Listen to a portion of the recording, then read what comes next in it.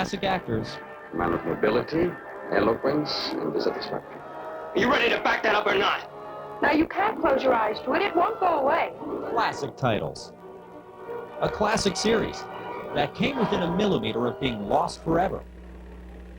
Welcome to Backlot Pass. I'm Jimmy Rhodes. I'm here today on the 20th Century Fox studio lot, and I kind of have to keep my voice down because, as you can see over my shoulder, Hollywood star Robert Wagner is taping introductions to an incredible anthology series 20th Century Fox produced during the advent of television back in the 1950s.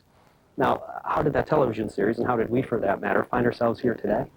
Well, Fox has often brought you stories of splendor and loss and intrigue and a hero who defies the odds to make an incredible comeback at the end. We're about to tell you that story again, only this time the hero wasn't played by an actor. Now, this time the hero is the television series itself. So what was this early television show anyway? For the answer, we went to Fox Movie Channel's Director of Programming, Lorraine LoBianco. Well, originally the program was called the 20th Century Fox Hour, and it aired on CBS between 1955 and 1957. According to Fox Movie Channel's Vice President of Programming and Production, Billy Hall, the first step was to get someone on board who was actually there for the making of these films. Stars, movies that were made for TV back when the little box in the living room was a big threat to movie studios. We were really happy to get Robert Wagner. As an important contract player in the 50s, he was chosen to be in two of these films. One of them being Oxbow Incident, which was a remake of a very popular Oscar-nominated, Oscar-winning film of 1943.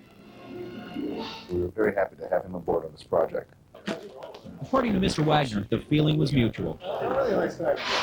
When they asked me to become a part of this thing, I thought it was an interesting idea because, you know, I did start my career on this lot. The boy doesn't have a mark against him. Never even held an outlaw gun in his hands before. Come on, Dad, let's ride. These films were done between 1955 and 1957. The idea was to take their films, their hit films, pull them down into hour forms and get actors to replay those parts. Hold it for me. I think that Fox was really one of the first companies that got into television, and it gave a chance for a lot of actors to really do some good work. If these films were so outstanding, how did they manage to drop off the radar for over 50 years? It's not uncommon at all for things to be misplaced or even lost forever. Over 90% of silent films are gone forever, and half the films made before 1950 are lost, not only because of chemical decomposition, but because of vault fires, and that's why so much has been lost. These films had dropped out of sight for so long, they were presumed to be gone forever. And they might have been, if a rumor hadn't piqued Lorraine's curiosity. Merry Christmas! I found out that the series existed, that there was a 20th Century Fox Hour, and I didn't know much about it, so I called the archive and I said, "What is this?" And not only what is this, but why don't I have it? And they sent me back a printout, about an inch thick, listing everything that they had. And I was very happy to see that it was on 35 millimeter, because with 35 millimeter, there's a chance that it would still exist. To find out if the film stock did survive, the Fox archivist in Los Angeles just had to call the vault in Hutchinson, Kansas? That's right, Hutchinson, Kansas. In a salt mine, 54 stories below the Earth's surface, and that's the only way down. It's a 650-foot descent down a 100-year-old mine shaft to get to the vault where the films were found. It's a different world down there. Thank goodness for Margaret Easter, my guide from underground vaults and storage. This used to all be salt. Where we're driving, it used to be salt. Yes, absolutely. And you realize we're like in Nirvana for like a beer. Oh, yeah. You just sort of run around like it's one big salt lick. Yeah. Turns out a salt mine is the perfect place to store film. It's not so much that salt acts as a preservative, but what makes this such a pristine storage area is the fact that the temperature and the humidity do not fluctuate. Judging by the volume of films in the mine, Hollywood has noticed.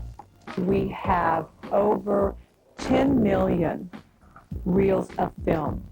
That constitutes about 1 million boxes of film, would be the equivalent of 10,000 semi-trucks of movie film. Margaret says the lack of an archiving aesthetic and the sheer volume of film explains why great material is sometimes forgotten. People did not think that anyone would ever want to see a movie more than once. It was aired, it may have been stored for 2 or 3 years, and then simply disposed of because there was no future use for these old movies. Of course, we do want to see these old film gems. So when Margaret got the call from Fox Movie Channel, her records directed her to their oldest Fox vault. So, Margaret, this is the bay where you retrieved the original master tapes for the 20th Century Fox hour. Yes, they were stored in here. We received a call from the archivist at 20th Century Fox. We pulled them, prepped them, sent them out to the West Coast, but they were received the next day. And you know what's incredible is they're here amid all these incredible titles. I'm looking around, there's Mrs. Doubtfire. Sound of Music. An Affair to Remember. So what's it like every day to be at work walking by these amazing titles? It's wonderful to be a part of preserving Hollywood's treasures, and for movie buffs, this is a delight. But back in LA, the film lab told Lorraine that the recovery of the film stock didn't guarantee anything. We didn't know if they were complete. I had actually been told by some people that they may just be half a show. You know, maybe the audio was lost. And even as they were going into the lab would call and say, well, we have another one, but don't get your hopes up because we never know what's going to be coming up. Well, Lorraine did get excited, and sure enough, every tape was a treat. I'm nearly Santa Claus. Go on, pull him. That's it! It was so exciting because I'd open up my door and yell, everybody come in, look, it's Steve McQueen. One more minute, Jake, and we would have been in that boat yet. Come on, let's get out of here. Look, there's Michael Landon. Well, what do you know? Even in crowd seats, you would spot someone like Alan Hale, who is known as the skipper on Gilligan's Island. He has a bit role as a policeman in Man on the Ledge. We can try. We'll try hard. You don't know who's going to show up, and it was like Christmas every week. And now Fox Movie Channel gets to share that excitement with movie fans and historians. These shows have not been seen since they were originally shown almost 50 years ago. Historians are going to eat this stuff up. They're going to love the fact that they're going to see a Robert Preston performance the year before he became famous in The Music Man. Honey, baby, why were you running away? They're going to love the fact they're going to see the Joanne Woodward performance that led to her contract at 20th Century Fox, which led to her Oscar for The Three Faces of Eve. Stop it, Father. In the first place, I'm not cheapening myself. In the second place, if a young man suits me, he's suitable. The funny thing is when you go to the IMDb, a lot of these performances aren't on them. And we just look at them and say, well, the makers of the IMDb are just going to have to go back and start from scratch because we're going to have all these performances that have not been seen.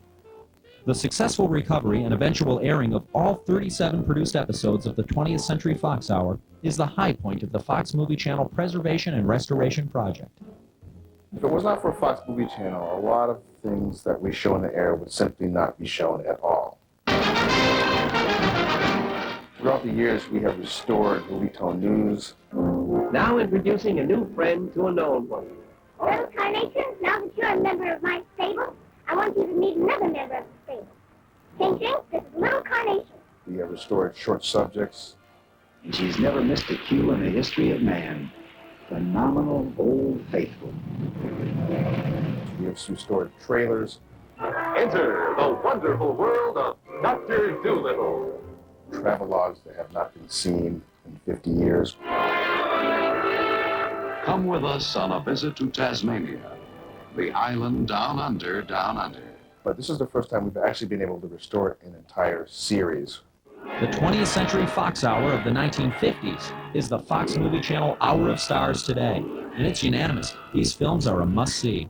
I was really surprised at the quality, not only the physical quality of the film, which is fantastic, but the actors are wonderful. You know, the sound came out wonderful. The direction's great. The scripts are tight. Wonder what he does in there. Wouldn't you like to know? I've got enough on you to make an arrest right now. Feel better now? Worse. Absolutely, they hold up today. These shows are fun to watch. They're in pristine condition. They're beautiful. They're great stories. They're full of the top stars in Hollywood's history. You've got to see these things. It's a marvelous idea, and I'm so proud that I'm a part of this. I'm really happy to be a part of this. That's right. I'm glad that these films were saved, really. It's wonderful, huh?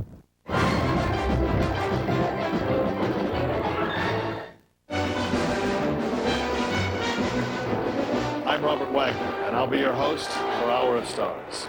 Wednesdays and Saturdays at 10 p.m. with an encore at 1 a.m. The only place you'll find them, Fox Movie Channel. I'm Marsha Hunt. Stay tuned for Hour of Stars on Fox Movie Channel.